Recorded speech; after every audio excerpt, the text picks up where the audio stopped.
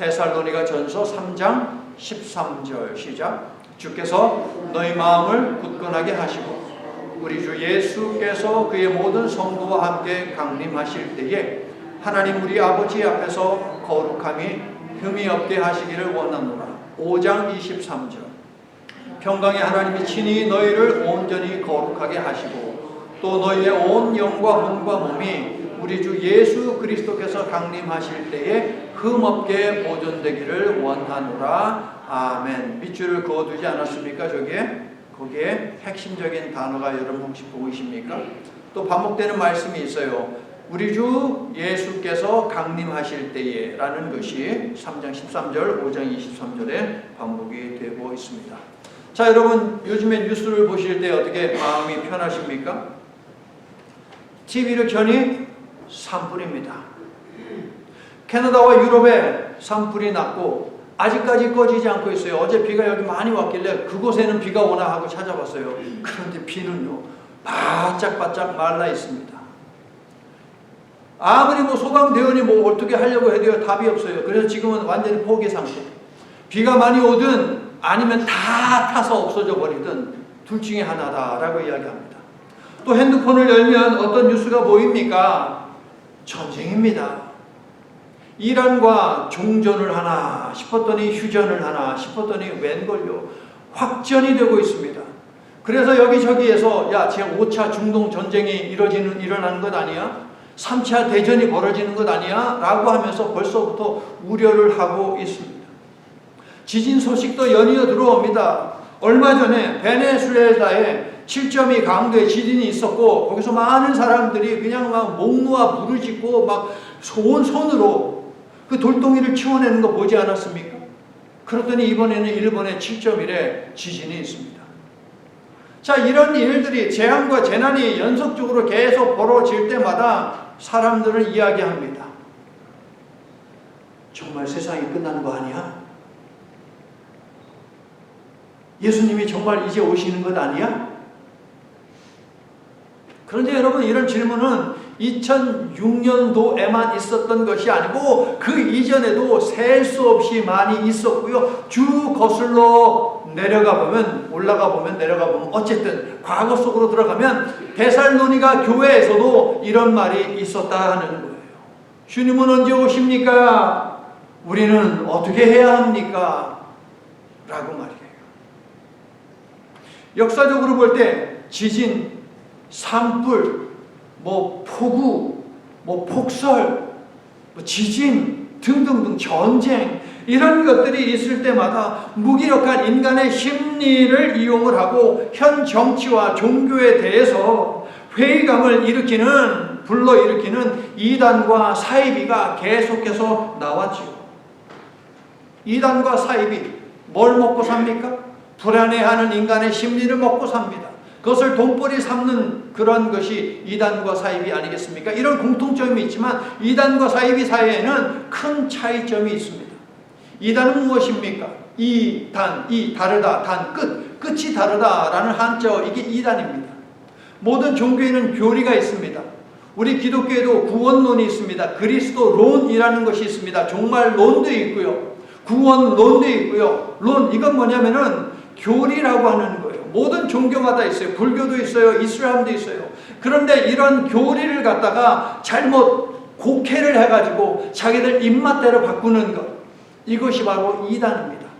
예를 들면 어떤 것이 있습니까? 기독교 부류에서 우리가 이단을 찾자면 어떤 것이 있습니까? 한번 얘기를 해보세요. 어떤 것이 있는 것 같아요? 구원파를 이야기할 수 있습니다.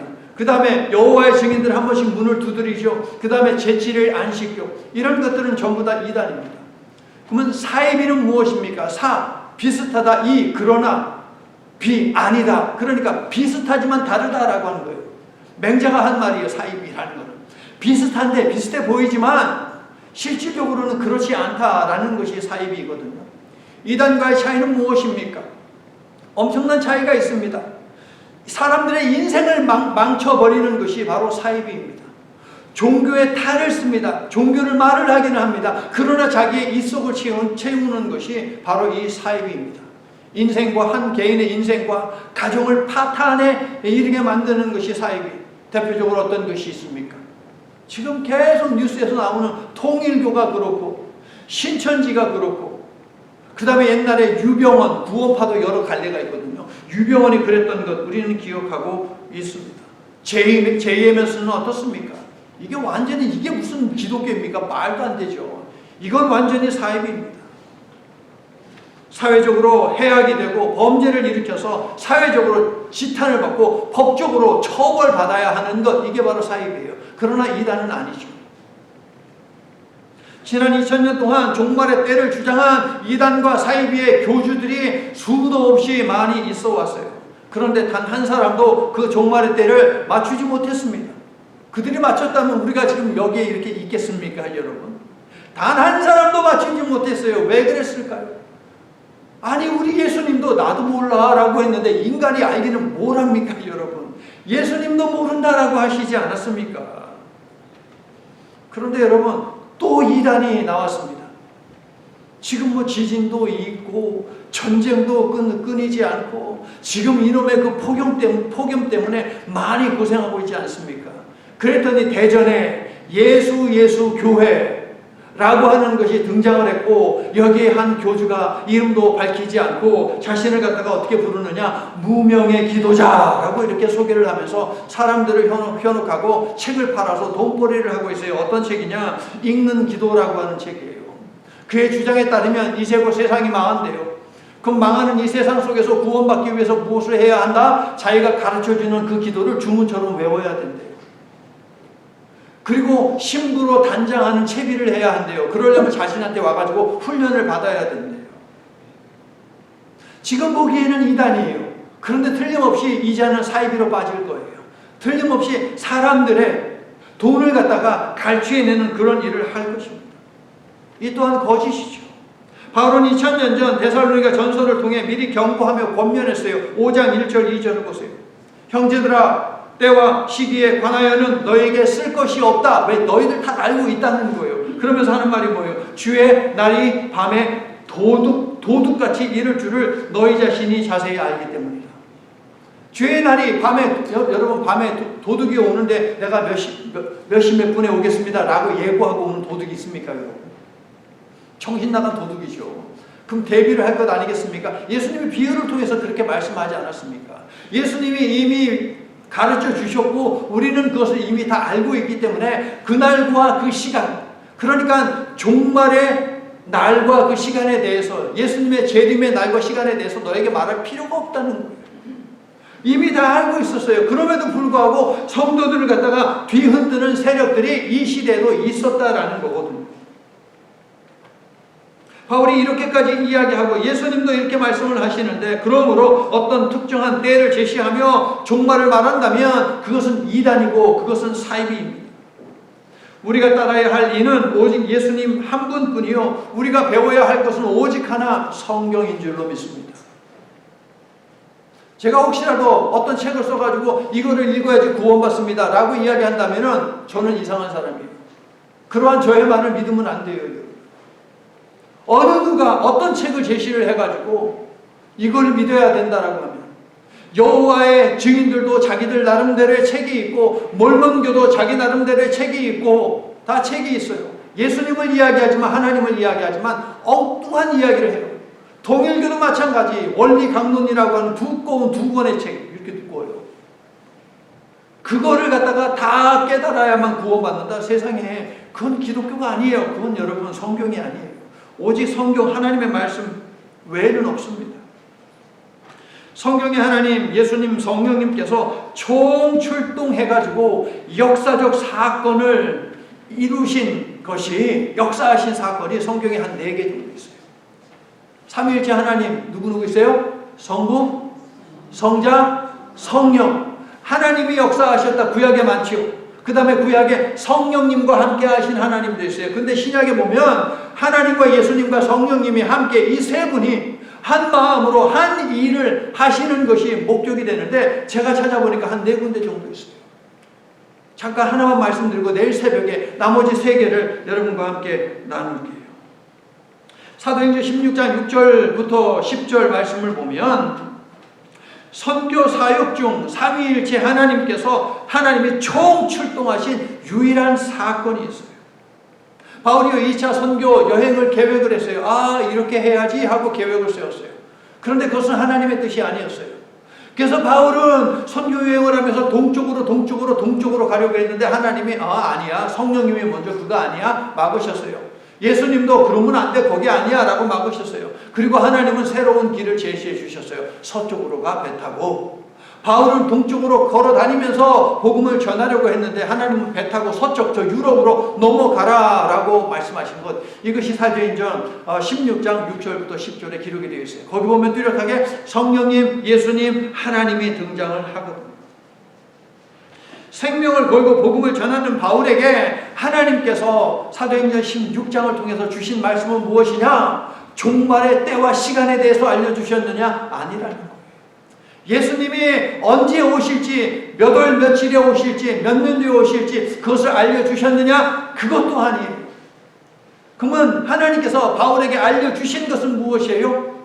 어디로 가야 할지를 알려주신 거예요. when, 언제가 아니고 where, 어디로 가야 하느냐 라는 것에 대해서 알려주신 거예요. 성도 여러분, 종말과 재림의 날짜가 아닌 예수 복음을 전하는 일은 성부, 성자, 성령 하나님이 나서서 진두, 지휘하실 정도로 중요한 일이다라는 것을 여러분 기억하십시오. 복음을 전하는 것, 복음을 살아가는 것, 이것이 그때 시간 이거 아는 것보다 훨씬 더 중요하거든요. 우리가 이처럼 예수님을 믿어 예배자로 살아가게 된 배경에는 삼위일체 하나님의 열심이 있었다. 하나님의 종들을 우리 한반도에 보내셔서 거기에서 우리의 조상들로 하여금 복음을 영접하게 하고 기독교가 우리 한반도에 뿌리를 내리게 하고, 그래서 우리는 복음에 대해서 들었고, 여러분이 한국에서 예수님을 믿기 시작했든 아니면 거기에서 믿지 않았든 어쨌든 우리에게까지 복음이 들어왔다. 누가 이렇게 열심을 내었느냐? 삼위일체 하나님이. 무엇을 위해서? 복음 전파를 위해서. 그래서 저와 여러분이 믿게 되는 거예요, 여러분.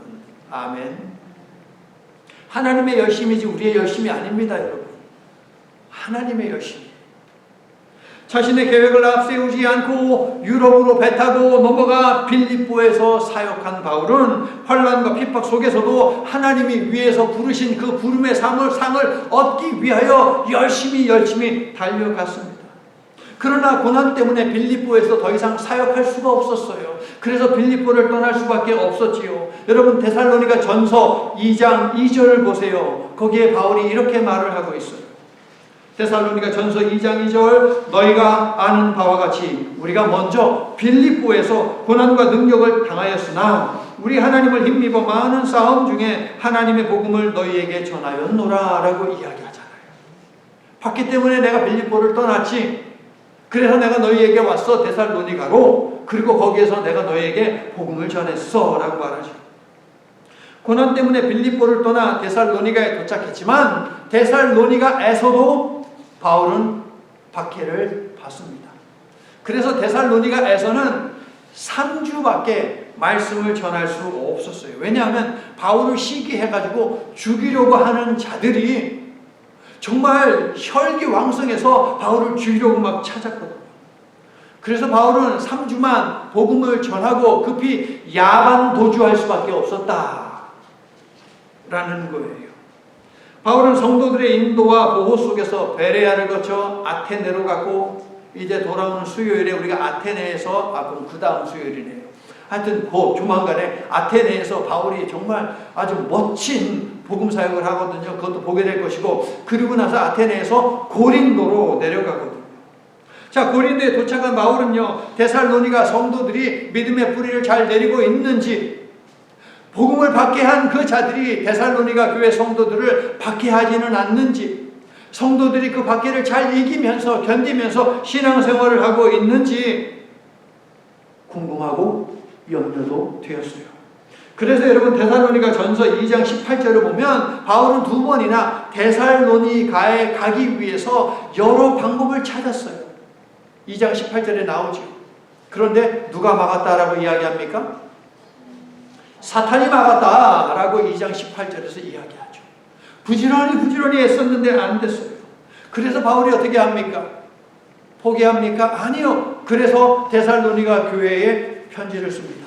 어디에서? 고린도에서 편지를 써요. 이 편지를 써서 보냈으니 그것이 무엇이다? 데살로니가 전서다 라는 거예요. 가고 싶었지만 직접 방문해서 성도들을 권면하고 위로하고 복음을 강력하게 그들의 그 10년 가운데 새겨주기를 원했지만 여의치 않자 바울은 다른 방법, 복음을 전하는 방법은 많죠. 편지를 썼다. 그것이 바로 데살로니가 전서다. 자, 데살로니가는 어떤 곳일까요? 마케도니아라고 하는 항구 도시에 위치한 그러한 도시인데요. 로마는요, 이 데살로니가와 로마가 지배하는 그 전 제국 있지 않습니까? 동쪽과 서쪽을 연결하는 항구 도시예요. 너무나 중요합니다. 많은 문물과 철학과 종교와 이런 것들이 교류가 되는 곳이에요. 그래서 마케도니아의 수도로 이 데살로니가를 지정합니다. 데살로니가는 굉장히 중요한 것 아니겠습니까? 하나님께서 보내는 것을 보십시오. 하나님께서 선교 사역을 하는 것을 보십시오, 여러분. 복음을 전하기 아주 좋은 곳으로 바울을 보낸 것이죠. 자, 데살로니가에는요, 여러분, 카비루스라고 하는 사람에 관한 신화와 전설이 있습니다. 카비루스. 이름이요, 카비루스. 카비루스는 어떤 사람이냐? 민중의 대변자였어요. 가난하고 억압당하고 착취받는 노동계층을 대변하는 사람, 그들의 목소리를 높여주는 사람이 카비루스였어요. 그에게는 2명의 형제가 있었어요. 위로 형들이에요. 그런데 이 형들은요, 어떻게든 기득권에 빌붙어서 뭐라도 한 자리 해 먹으려고 하는 형들이었어요. 그런데 카비루스는요, 아니요, 저 비천한 사람, 가난한 사람들의 목소리를 대변해요. 그랬더니 2 형들이 꼴보기 싫은 거예요. 자기들의 출세길을 막는 거예요. 그래서 이 카비루스, 이 동생을요, 쳐서 죽여요. 쳐서 죽인다. 동생을 죽이고 나니까 미안한 마음이 조금은 있었던 것 같아요. 그의 머리에다가 왕관을 씌웁니다. 옷을 갖다가 비싼 왕족만이 입는 그 퍼플 색깔, 자주색 옷을 딱 입혀가지고서 묻어줬어요. 올림푸스 산 한쪽 기슭에다가 그의 시신을 묻어줬어요. 자, 민중들은요, 가난한 사람들, 비천한 사람들, 천민들, 억압당하는 사람들은요, 이 카비루스가 그동안 우리의 어려움을 대변해주고 정부를 향해서 이야기를 해주었는데 그런 사람이 없잖아요. 그래서 이 카비루스를요, 이 사람은 순교자다. 이 순교자가 분명히 다시 살아 돌아와서 우리를 대변해 주실 것이다. 그리고 이 순교자가 다시 돌아와서 우리를 갖다가 높여줄 것이다 라고 하는 소망을 가졌어요. 카비루스에 대한 소망을 가진 것이죠. 자, 이것이 데살로니가에 있는 모든 사람들이 알고 있는 신화이고 모든 사람이 알고 있는 전설이에요. 자, 이러한 그 배경 속에서 바울이 짠하고 데살로니가에 등장합니다. 그리고 누구에 대해서 증거하는 거예요? 예수 그리스도에 대해서 증거하는데, 바울이 이야기하는데, 예수님은 목수였습니다. 가난한 목수의 아들로 태어났습니다. 비천한 직업이에요. 사람들이 무시하는 직업이에요. 그런데 그 예수님이 누구인지 아십니까? 하나님이 보내신 하나님의 아들이십니다. 이 예수님은요, 가난한 사람들과 함께 했어요. 저 기득권층들이 멀리하는 장녀들에게 가서도 좋은 말을 해줬고요. 가난한 사람들, 세리들, 이런 사람들 찾아가서 그들을 위로하고 그들에게 하나님 나라의 복음을 전한 사람입니다. 데살로니가 사람들이 가만히 듣다 보니까, 가만히 있어봐, 이거 카비루스하고 똑같은데? 카비루스의 이야기네? 그런데 또 바울이 이야기해요. 그런데 말입니다, 저 힘을 가진 정치적, 종교적 권력을 가진 사람들이 이 예수님을, 기득권을 지키기 위해서 죽였습니다. 카비루스가 그렇게 죽임당했는데? 가만히 있어봐, 예수가 카비루스인가? 카비루스가 예수인가? 사람들이 막 이야기를 하는 거예요. 생각을 하는 거예요. 예수는 카비루스가 부활해가지고 나타난 그런 사람인가? 또 바울이 이야기합니다. 그런데 말입니다, 여러분. 하나님께서 죽임당한 그 예수를 장사된 지 사흘 만에 다시 살리셨습니다.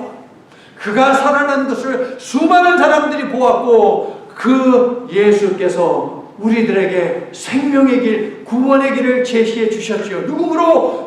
그러므로 누구든지 이 예수 그리스도가 전한 복음을 받아들인다면, 예수님을 구세주로 영접한다면 저 하나님 나라의 시민이 되고 구원받은 인생을 살아갈 수 있습니다. 그러므로 예수를 믿으십시오 라고 이야기하니까 이 데살로니가에 있는 사람들 뭘 기다렸어요? 가비루스가 부활해서 다시 오기를 기다렸잖아요. 그런데 예수라고 하는 사람이 죽임당했는데 살아났대요. 증인들이 굉장히 많대요. 말씀을 전하는 바울이라는 사람, 그 사람도 증인이라고 이야기를 하는 거예요. 그러니까 너도 나도 데살로니가에 있는 사람들이 믿기 시작했어요. 너도 나도 믿기 시작했어요. 그런데요, 너도 나도 믿고 이 사람들은 기다리는 거예요. 바울이 말했어요. 그런데 이 예수님이 틀림없이 다시 오신다고 약속하셨습니다. 다시 오시면 이 세상이 그야말로 정말 끝이 되는데, 그때 예수 믿는 사람들은 저 영원한 천국에서 살게 될 것입니다 라고 하니까 데살로니가 사람들이 아멘 할렐루야 하면서 이 예수님을 기다렸어요. 그런데요, 하루를 기다려, 한 달을 기다려, 1년을 기다려, 5년을 기다려. 아무리 기다려도 예수님이 오지 않네요. 바울의 초기 신학의 특징은 무엇이냐? 바울도 시한부적 종말론을 가지고 있었어요. 예수님이 당장 오늘이라도 오실 것으로 바울은 선포했어요. 그가 초기에 쓴 편지들을 읽으면 이러한 종말론적 신앙을 갖다가 많이 보여주고 있거든요. 데살로니가 전서는요, 여러분 성경 27권 가운데 가장 먼저 기록된 책이에요. 가장 먼저 기록된 것이 27권 가운데 데살로니가 전서예요, 여러분. 마태복음이 아니고 가장 먼저 기록된 것은 데살로니가 전서. 계속 기다려도 예수님이 오지를 않으니, 그런데 기다리다가 한두 명씩 세상의 이별을 구하고 떠나가니까 데살로니가에 있는 사람들이 질문을 던지는 거예요. 게다가 저 유대주의자들이 데살로니가 교회에 쳐들어와가지고 거짓을 이야기하는 거예요. 야, 예수는 가짜야. 다시 온데도 안 오잖아. 예수가 부활했다고. 야, 생각해봐. 사람이 죽었는데 어떻게 다시 살아나니? 라고 하면서, 아니야, 옛날에 니네들 가지고 있었던 그 유대교로 돌아가. 기독교는 가짜야. 거짓이야. 예수와 부활은 제자들이 만들어낸 허구야. 조작한 거야. 라고 하면서 막 이야기해야 되는 거예요. 그랬더니 데살로니가 교회 성도들이 헛갈리잖아요. 이게 맞는 거야, 저거 틀리는 거야. 예수님이 다시 오신다는데 도대체 언제야? 그 사이에 우리는 무엇을 해야 돼? 그래서 바울이 편지를 썼다니까요. 그게 데살로니가 전서. 그러니까 사랑하는 성도 여러분, 저와 여러분처럼 데살로니가 교회 성도들도 종말 신앙을 가지고 있는 성도들이었어요. 그러면 어떤 것이 참된 종말 신앙인가? 참된 종말 신앙은 무엇을 하는 것인가? 라는 것을 바울은 데살로니가 전서에 담았어요. 종말과 재림에 관한 바울의 가르침의 핵심은 그렇다면 과연 무엇일까? 일단 제목 한번 읽어봐요. 시작.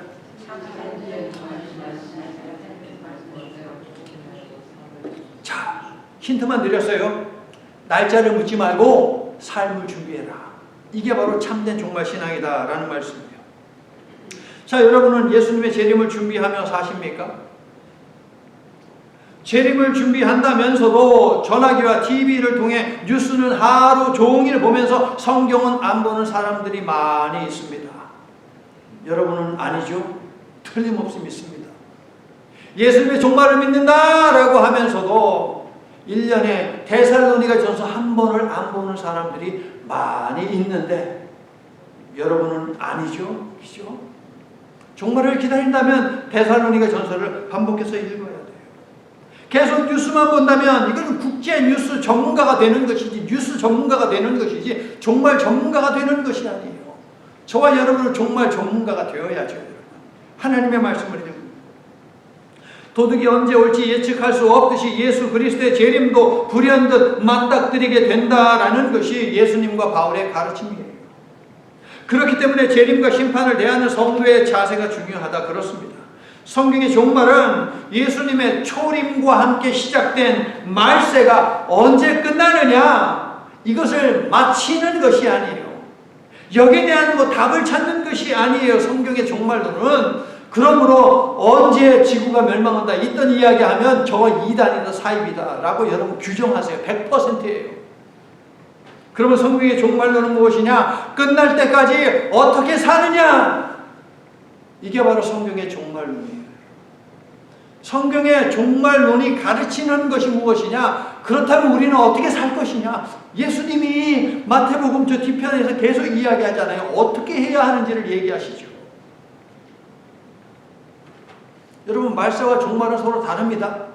말세는 예수께서 이 땅에 오심으로 성령이 임함으로 말세는 시작됐어요. 여기에 관한 성경 구절들이 무지하게 많아요. 그래서 영어로 말세는 the last days라고 해요. the last days. 그러니까 마지막 날들에 관한 이야기를 예수님이 하신 것이고, 종말은 영어로 the end, 끝이에요. 그야말로 끝, 최종적인 끝. 이게 바로 종말입니다, 여러분. 큰 차이가 있는 거예요. 자, 5장 6절을 보자고요. 5장 6절. 그러므로 어떻게 하래요? 성경의 종말을 이야기하는데 그러므로 어떻게 하래요? 5장 6절. 그러므로 우리는 다른 이들과 같이 자지 말고 오직 깨어 정신을 차릴지라라고 이야기하죠. 또 8절을 보세요. 우리는 정신을 차리고 믿음과 사랑과 소망으로 무장해야 한다라고 이야기합니다. 이 두 구절이 강조하는 것이 있습니다. 성화, 거룩한 삶, 이것을 강조해요. 데살로니가 전서의 키워드는 무엇이냐? 핵심 단어는 무엇이냐? 따라해 볼게요. 거룩함, 이게 바로 데살로니가 전서예요. 도대체 그날이 언제 옵니까? 종말을 기다리는 성도는 무엇을 해야 합니까? 어떻게 살아야 돼요? 여기에 대한 답을 주기 위해서 데살로니가 전서가 기록됐다고 해요. 그래서 3장 13절을 보면 거룩함이 있어요. 5장 23절을 봐도 거기도 거룩하게 흠이 없게라고 하는 표현이 있잖아요. 종말을 대하는 성도의 자세, 핵심이 무엇이다? 거룩합니다. 3장 13절. 우리 주 예수께서 강림하실 때에 하나님 우리 아버지 앞에서 거룩함에 흠이 없게 하시기를 원하노라. 5장 23절. 평강의 하나님이 친히 너희를 온전히 거룩하게 하시고 또 너희의 온 영과 혼과 몸이 우리 주 예수 그리스도께서 강림하실 때에 흠 없게 보존되기를 원하노라. 그렇습니다. 성경의 종말신앙은 세상을 등지고 저버리는 것이 아니라 세상을 등에 지고 책임적으로 살아가라 라는 것이 성경의 종말론이에요. 이 찬송 아시죠? 세상 등지고 십자가 보내. 한번 시작. 세상 등지고 십자가 보내. 자, 여기서 질문. 세상 등진다는 게 뭐예요? 현실을 외면하고 세상을 포기하고 이게 세상 등지고예요? 아니요. 세상을 등에 지고 책임감을 강조하는 거예요. 세상을 우리가 등에 짊어지고 살아가는 게 이게 성도의 삶이지, 세상을 외면하고 현실을 부정하고 힘들고 어려운 사람들 앞에서 눈을 맞고 닫고 그거 아니에요, 여러분. 세상을 등에 짊어지는 거예요. 날짜를 계산하지 않고 더욱 거룩하게 살아가는 삶을 추구하는 것, 이것이 바로 성경이 가르치는 참된 종말신앙이다. 기억하시기를 바랍니다. 그래서 바울은 오늘 본문에서 거룩함에 흠이 없게 하시기를 원하노라, 온전히 거룩하게 하시고 라고 하면서 성도들을 위해서 간구한 것이죠. 성도 여러분, 바울이 참된 종말 신앙으로 강조한 것은 666이 아니라 거룩함이었어요. 종말과 재림에 관한 바울의 가르침의 핵심은 적 그리스도가 아니라 성도다운 삶에 있었어요. 참된 종말신앙, 날짜를 묻지 말고 삶을 준비하라. 세상의 최종적인 끝과 예수님의 재림을 기다리는 저와 여러분은 날짜가 아닌 믿음과 사랑과 소망으로 복음을 살아가는 삶, 예수께 충성하는 거룩한 삶에 집중하기를 간절히 소망하며 축원합니다. 이제 말씀을 마칩니다. 여러분 소시죠? 학교 다닐 때 뭐 시험도 보고 하지 않았습니까? 선생님이 시험 날짜를 주어야만 시험 공부를 하고 그러지 않았지요. 우리는 그죠? 우리는 그러지 않았어요. 평소에도 언제 시험을 보더라도 잘 치를 수 있는 웬만한 준비는 하며 사신 줄 제가 밀어도 될까요? 다른 데를 조금씩은 하지요. 여러분 주님의 재림도 마찬가지예요. 몇 날, 며칠, 몇 시 이것이 알려져야만 우리가 주님의 재림을 준비하는 것이 아니고 평소의 삶을 통해서 우리는 주님의 재림을 준비하며 사는 것이죠. 여러분. 등불을 밝힐 기름을 언제나 준비하고 있어야 하듯이 말이에요. 재림은 언제가 아닌 어떻게, 날짜가 아닌 삶입니다. 참된 성경적 종말신앙은 종말의 공포가 아닌 재림의 소망을 갖고 두려움이 아닌 거룩함으로 사는 것이에요. 그러므로 올바른 종말신앙을 가진 성도는 달력을 보지 않고 주님을 바라보며 시계가 아닌 주님의 약속을 붙든다라는 것이죠. 종말을 기다리며 재림을 소망하며 이 말세를 살아가는 성도 여러분, 세상의 화염과 지진과 쓰나미와 전쟁 같은 혼돈으로 공포감과 회의감을 조성할 때 우리는 더 흔들리지 않는 믿음을 가지고 살아야 할 줄로 믿습니다. 우리는 종말, 즉 최종적인 끝을 아는 사람들 아닙니까? 예수 그리스도의 보혈의 공로로 구원받은 우리의 끝은 무엇입니까? 저 천국 영원한 아버지의 집인 줄로 믿습니까? 이게 우리의 끝이에요. 우리 다 알고 있잖아요. 그러므로 몇 날 며칠 몇시 얘기해도 그런 것이 귀에 들려도 우리는 염려 두려워할 것이 없다. 왜? 우리는 이미 끝을 알잖아요, 여러분. 예수께서 저와 여러분을 데리고 가신다니까요. 여러분 믿으시기를 축원합니다. 그러므로 땅이 변하든지, 오늘 교동문이었어요. 땅이 변하든지 산이 흔들려 바다 가운데 빠지든지 바닷물이 솟아나고 뒤놀든지 그것이 넘침으로 산이 흔들릴지라도 두려워하지 마십시오. 혼돈과 공허와 죽음의 수면 위에 하나님께서는 자신의 영을 띄우셨는데, 그렇게 세상을 돌보셨는데, 그렇게 우리의 삶을 돌보게 하셨는데 그 영이 저와 여러분을 지켜주시고 천국으로 인도하실 것을 믿고 하나님 나라를 향한 흔들리지 않는 소망으로 혼돈과 공허 가득한 고난의 시간들을 잘 이기며 살아가는 저와 여러분이 되기를 예수 그리스도의 이름으로 간절히 축원합니다. 아멘. 미래를 위해 오늘을 잘 준비하며 살도록 말씀을 주신 하나님, 말세, 종말, 재림, 심판 모두 성경이 가르치고 강조하는 것임을 저희들 잘 알고 있습니다. 오늘 말씀을 통해 올바른 종말과 재림 신앙인은 암울한 소식으로 가득한 삶을 직면할 때 현실을 외면하지도 포기하지도 않고 가정과 사회에서의 내 책임을 회피하지도 않으며 오히려 더 큰 책임감을 갖고 성도로서 복음을 증거하고 복음을 살아간다고 배웠습니다. 믿음으로 구원받았으니 그 믿음에 합당한 거룩한 삶을 살아서 최후 승리를 얻기까지 공중으로 들려 올려 천국에 들어갈 때까지 주님을 닮아 책임 있는 자녀로 살아가도록 날마다 다듬어 주시옵소서. 예수님 이름으로 기도드립니다. 아멘. 이제는 자신의 목숨을 내어주심으로 구원의 길을 활짝 열어주신 예수 그리스도의 한량없으신 은혜와 자신의 아들의 핏값으로 끝도 없는 우리의 죄를 용서해 주시고 구원받을 수 있게 해주신 하나님 아버지의 망극하신 사랑과 이러한 성부 하나님의 사랑과 성자 예수님의 은혜를 믿게 하심으로 멸망의 길을 버리고 구원의 길로 향하게 하시는 성령님의 인도하시고 보호하시는 교제가 참된 종말신앙을 가지고 거룩한 삶을 지향하면서 다시 오실 주님을 맞이하기 위해 기다리는 모든 성도들 위해 치열한 삶 속에서 부르짖는 저들의 모든 간구들 위해 이제로부터 영원토록 함께해 주시옵기를 간절히 축원하옵나이다. 아멘.